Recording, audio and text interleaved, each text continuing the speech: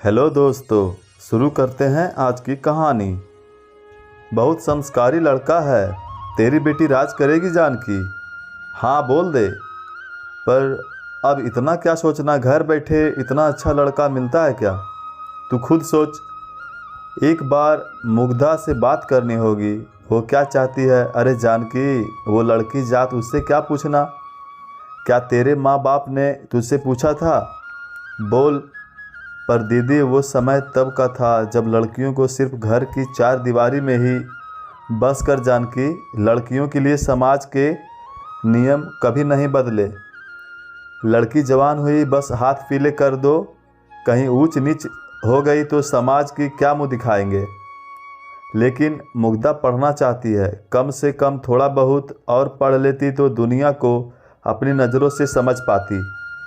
और अभी उम्र ही क्या है उसकी, सिर्फ 18 साल। नहीं दीदी, कम उम्र में शादी, फिर बच्चे। इतनी छोटी सी उम्र में इतनी बड़ी जिम्मेदारी कैसे निभा पाएगी? अरे 12वीं तो पढ़ ही ली है भाई। देख लो, मेरा तो काम था बताना। बगल वाले गांव में सुना एक लड़की भाग गई, थू हो रहा है। नहीं, हमारी मुग्धा ऐसी नहीं है। अरे समय का कुछ पता होता है क्या, कब करवट लेता है। आजकल तो गांव हो या शहर, हर जगह बेशर्मी की बयार चल रही है। जानकी जी के यहाँ सरला आई हुई थी। वो पूरे टोले मोहल्ले और आसपास के गांवों की खबर रखा करती है। उनके मीठे स्वभाव के कारण सब उनकी भी इज्जत दिया करते थे। आज उनका जानकी के यहाँ आना हुआ तो लगे हाथ उन्होंने उनकी बेटी के लिए रिश्ता बता दिया। रात को खाना खाते समय जानकी जी ने अपने पति से बात की। सुनिए जी, सरला दीदी कह रही थी वो बहुत अच्छे लोग हैं और लड़का तो बहुत संस्कारी है। बहुत गुणगान गा रही थी। मैं लड़के के परिवार को जानता हूँ, बहुत बढ़िया परिवार है। मैं खुद सोच रहा था अपने मुग्धा के लिए उनके घर का रिश्ता, पर मुग्धा अभी छोटी है। जी आप बात चलाइए ना, और उनसे कहिए कुछ समय रुक जाते तो। नहीं तो बेटी के घर में बैठकर रखना, इसका मतलब ही जानती हो। ज़माना बहुत ख़राब है, जितनी जल्दी हो उतना अच्छा। जानकी जी एक तरफ तो चाहती थी कि ये उनकी बेटी का रिश्ता इतने अच्छे परिवार में हो जाए, और दूसरी तरफ उनका मन ऐसे कैसे कर दूं। अभी तो वो बच्ची है। उधर मुग्धा 12वीं की पढ़ाई के बाद अपने ब्याह के सपने देखने लगी थी। खूब सजना, पाउडर लगाना, मेकअप करना, दोनों हाथों में खन खन करती हुई चूड़ियाँ पहनना। मुग्धा के पापा को ये सब बिल्कुल भी पसंद नहीं।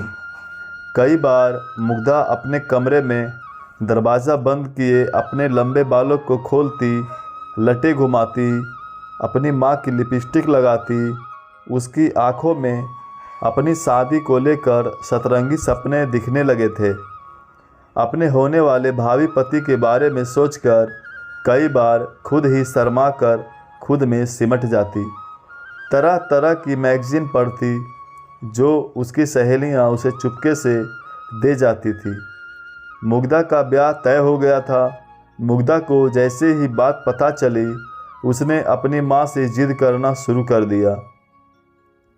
माँ, मैं अपनी शादी में पार्लर जाकर सजूंगी। बेटा, तू तो वैसे ही इतनी सुंदर है, और तेरी भाभियाँ और सहेलियाँ हैं ना, वही तुझे सजा देंगी। बेटा, पिताजी नाराज़ हो जाएंगे। अच्छा तू ऐसा कर, उस पार्लर वाली को ही घर बुला लेना। मुग्धा खुश होते हुए अपनी माँ को गले लगा लेती है। मुग्धा की और पढ़ने की इच्छा उसके मन में थी नहीं, शायद जानती थी इतना पढ़ाई हो गई है, बहुत है। बाकी की सहेलियां ने तो सिर्फ 10वीं तक ही पढ़ाई की थी। घर में शहनाइयाँ बज रही थी, टोकरी भर भर कर मिठाइयाँ बन रही थी। घी की खुशबू से पूरा घर आंगन महक रहा था। फूलों से गूंथी हुई मालाएं घर की शोभा बढ़ा रही थी। झिलमिलाती हुई लड़ियाँ मानो तारों को चिढ़ा रही। बधाइयाँ देने वालों का घर में तांता लगा हुआ था। सब मुग्धा की किस्मत को सराह रहे थे। इन रोशनी से भरे हुए एक कमरे में मुग्धा सजती हुई खुद को आईने में एकटक निहार रही थी। नख से सिख तक स्वर्ण आभूषण उसकी सुंदरता को चांद चांद लगा रहे थे। लाल जोड़े में सजी हुई मुग्धा किसी अप्सरा को मात दे रही थी। मुग्धा जी, आपने तो मुझे बेवजह ही बुला लिया मेकअप करने के लिए।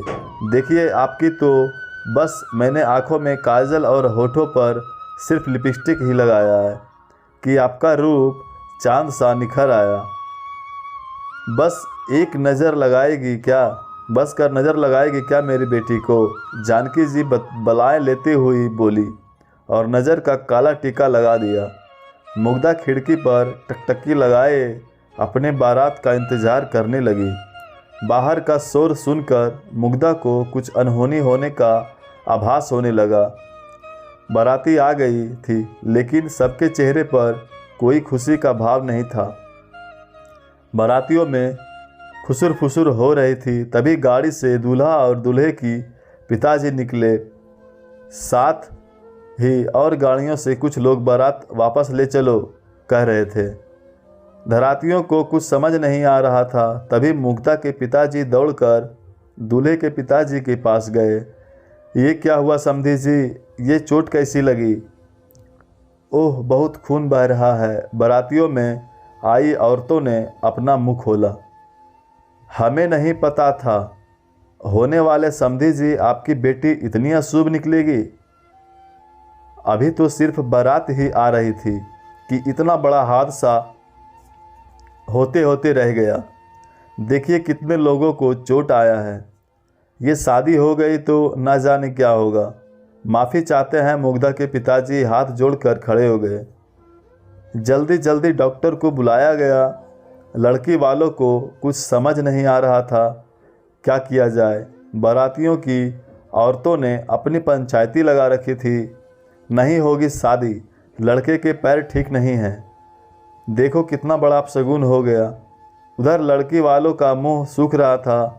मुग्धा की माँ जानकी जी हैरान परेशान सी आंखों में अपने आंसुओं को छुपाए कभी मुग्धा का मुंह देखती, कभी लड़के के पिता की, और मुग्धा को देखकर उनका कलेजा मुंह को आ रहा था। अभी तो 7 फेरे भी नहीं पड़े, मांग में सिंदूर भी नहीं सजा कि उनकी बेटी की अभी से एक औरत होने की परीक्षा शुरू हो गई। उनकी आंखों के आंसू रुक नहीं रहे थे। मुग्धा की कुछ समझ में नहीं आ रहा था। तभी दूल्हे ने आकर कहा, ईश्वर की कृपा से पिताजी बिल्कुल ठीक हैं और बाकी सब भी। शादी को आगे बढ़ाने की तैयारियां शुरू करवाइए। मुग्धा मेरी होने वाली पत्नी है और आप भी मेरी माँ समान हैं। जीवन में हादसे होते रहते हैं, इसमें मुग्धा का या किसी और का कोई दोष नहीं है। जानकी जी और मुग्धा के पिताजी भाव विभोर हो गए। अपने होने वाले दामाद को ढेर सारा आशीर्वाद देने लगे। जैसा सुना था आप वैसे ही निकले जमाई बाबू। हमारी मुग्धा की अब हमें बिल्कुल भी चिंता नहीं है। अजी समधी जी, चलिए भी मुहूर्त निकला जा रहा है। बेटी हमें देनी है या आपको? अब तो आपकी ही है समधी जी। घर में फिर से शहनाइयाँ बजने लगी। दूल्हे के निर्णय ने कुछ लोगों का मुंह बंद कर दिया था। मुग्धा जयमाला के लिए तैयार हो रही थी। तभी एक बच्ची ने आकर कहा, दीदी, जीजा जी ने कहा है आप बहुत सुंदर लग रही हैं, बस आँखों का काजल थोड़ा फैल गया है। मुग्धा ने शर्माते हुए पूछा, और क्या कह रहे थे? दीदी को कहना मैं उन्हें हंसते हुए देखना चाहता हूँ, रोते हुए नहीं। और ये फूल दिया है। मुग्धा भागकर आईने के पास खड़ी हो गई। आँखों के काजल ने उसकी खूबसूरती बढ़ाने के साथ उसके जीवन में आने वाली हर परेशानियों को उसके पति के रूप में एक काला टीका दे दिया है, जो जाता उम्र उसकी हिफाजत करेगा। तो दोस्तों, ऐसे लड़के के लिए आप क्या कहना चाहते हैं? आप कमेंट में अपनी राय ज़रूर दीजिएगा और चैनल पर नए हैं तो सब्सक्राइब कर दीजिएगा और लाइक करना नहीं भूलिएगा। धन्यवाद।